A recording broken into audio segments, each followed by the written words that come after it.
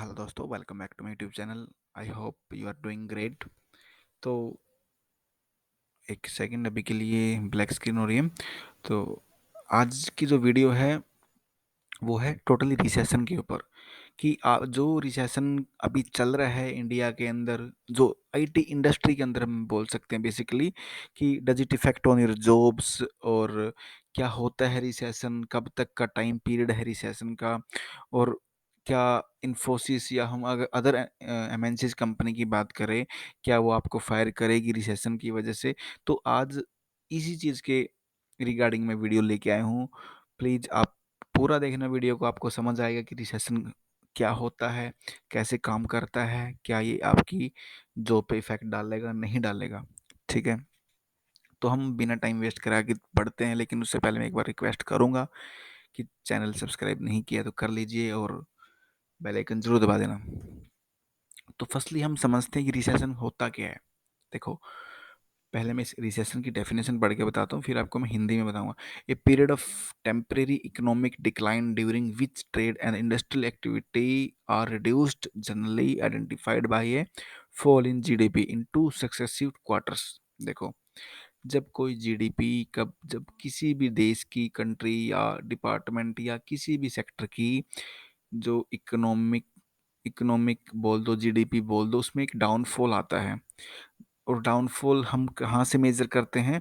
मान लो अभी इंडिया, कोई भी एग्जांपल ले लो, जो दो क्वार्टर क्वार्टर का मंथ समझते हो, मतलब दो क्वार्टरली अगर किसी सेक्टर ने या किसी कंट्री ने ग्रोथ की है, ठीक है, तो उसके बाद जो कंटिन्यूसली दो क्वार्टर ग्रोथ करने के बाद जो डाउनफॉल आता है उसको रिसेशन बोलते हैं। ठीक है, तो अभी आईटी इंडस्ट्री में रिसेशन चला हुआ है।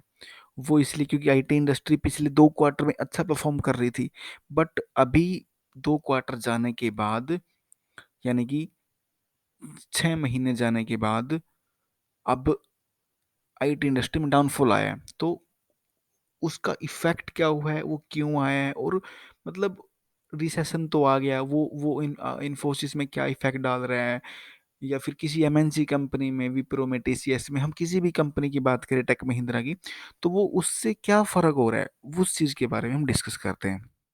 देखो, व्हाट हैपेंस ड्यूरिंग रिसेशन, होता क्या है, क्या इफेक्ट होते हैं रिसेशन के। सबसे the main, the unemployment rises. तो अनएम्प्लॉयमेंट बढ़ जाती है, बिल्कुल। लेस स्पेंडिंग, खर्चे कम करने लग जाते हैं। गवर्नमेंट डेब्ट इंक्रीज, गवर्नमेंट के ऊपर कर्ज बढ़ जाता है। एसेट्स लॉस वैल्यू, मतलब एसेट्स की कीमत घटने लगती है। मान लो गोल्ड है, कुछ भी है, एक्स वाई जेड, कुछ भी एसेट्स है आपके पास, आपकी कार है, उसकी कीमत घट जाएगी। आपके प्लॉट है, प्रॉपर्टी है, कुछ भी, तो उसकी वैल्यू घट जाएगी, ऑब्वियसली घट जाएगी। जब हमारे पास, जब जब डाउनफॉल आ जाता है, अभी रुपये की value as a compare to dollar बहुत बढ़ चुकी है, तो ऑब्वियसली डाउनफॉल चल रहा है। इंटरेस्ट रेट ड्रॉप, बैंकिंग के इंटरेस्ट रेट ड्रॉप हो जाते हैं क्योंकि रिसेशन के ऑब्वियसली फर्क पड़ता है। डिफिकल्टी फाइंडिंग द जॉब्स, ये तो ऑब्वियस ही है ये सब होना। तो इसके कारण देखते हैं। देखो, अब जीडीपी इन यूएसए अभी क्या हुआ है, देखो यूएसए में अभी, यहाँ पे इस वाले क्वार्टर को देखो, ये वाला 2.7 की ग्रोथ की थी। ठीक है, पीछे भी ग्रोथ करता आ रहा था, जनवरी से 21, जनवरी 2021 से लेके ये वाला क्वार्टर ग्रोथ हुआ, ये ग्रोथ हुआ, ये भी ग्रोथ, मतलब जीरो से ऊपर ग्रोथ है। ठीक है, यहाँ पे ग्रोथ हुआ।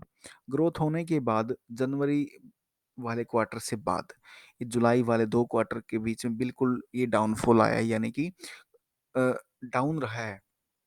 तो डाउन रहने का मतलब है डाउनफॉल है, इकोनॉमिक्स डाउन है, ठीक, इकोनॉमी डाउन है, या रिसेशन बोल सकते हैं हम इसको। तो how does it effect on our jobs और इन्फोसिस और एनी अदर एमएनसीज? क्योंकि देखो, ये जो जितने भी बड़ी कंपनीज है, ये सब क्लाइंट बेस्ड है, और आप अपने हिसाब से आप अंदाजा लगाओ, या आप अपने हिसाब से सोच के देखो कि इन्फोसिस के क्लाइंट क्या सारे इंडियंस हैं, या कहाँ के होंगे इन्फोसिस के क्लाइंट? मोस्टली मोस्टली सोच के देखो, मोस्टली क्लाइंट यूएसए के हैं, मोस्टली क्लाइंट यूके के हैं, और चाइना के भी हैं। ठीक है, तो जो जब वहाँ पे डाउनफॉल चला हुआ है, जब वहाँ पे रिसेशन चला हुआ है, तो क्यों नहीं ये आपकी आईटी इंडस्ट्री पे इफेक्ट डालेगी। और आईटी इंडस्ट्री का मतलब सिर्फ इन्फोसिस का ही नहीं, हर हर एमएनसीज कंपनी के मोस्टली क्लाइंट बाहर से ही हैं।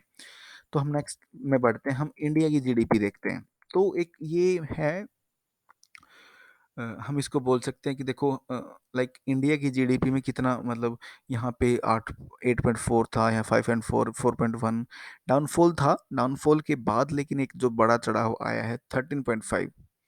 ठीक है, हम इसको कह सकते हैं कि ये चीज़ें हमारे फेवर में हैं। जब इंडिया के अंदर जब रिसेशन नहीं है तो ऑब्वियस है कि कहीं ना कहीं चीज़ें सुधरेंगी, रिसेशन ख़त्म होगा और फिर से हायरिंग चलेगी।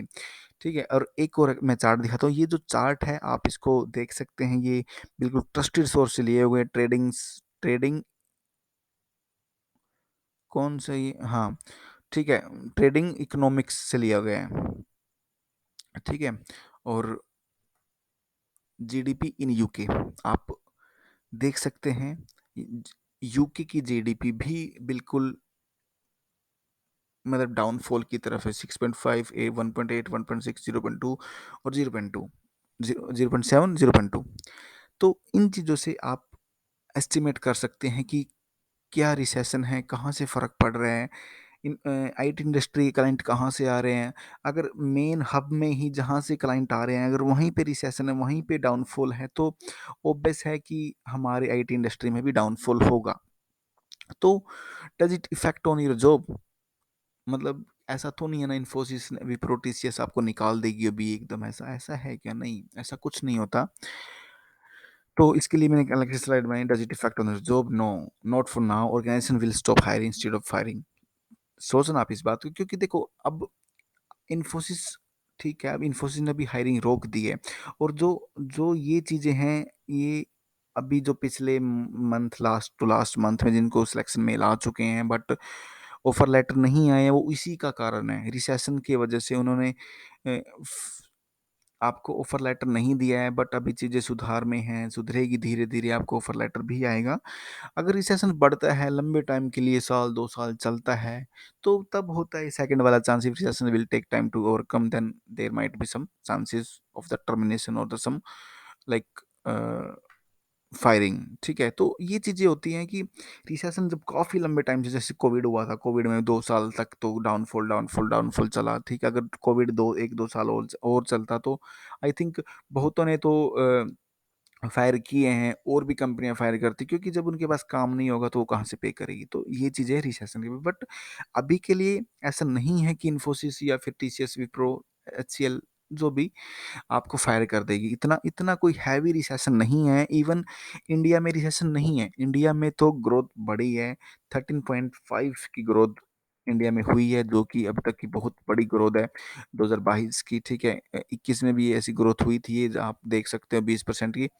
तो इंडिया में कोई रिसेशन नहीं है, बट हाँ यूके में और आपकी यूएस में रिसेशन है, उसकी वजह से जो इफेक्ट पड़ रहा है वो आईटी इंडस्ट्री पे पड़ रहा है। तो होप आप ये समझ चुके होंगे और आपको ये सब कुछ समझ आ गया होगा कि कैसे रिसेशन काम कर रहा है। ठीक है, और आज के लिए इतना ही। इस वीडियो के लिए प्लीज़, अगर वीडियो आपको अच्छी लगी तो लाइक कर देना और दोस्तों के साथ ज़रूर शेयर करना। फिर मिलते हैं एक नई वीडियो के साथ। Thank you, bye bye.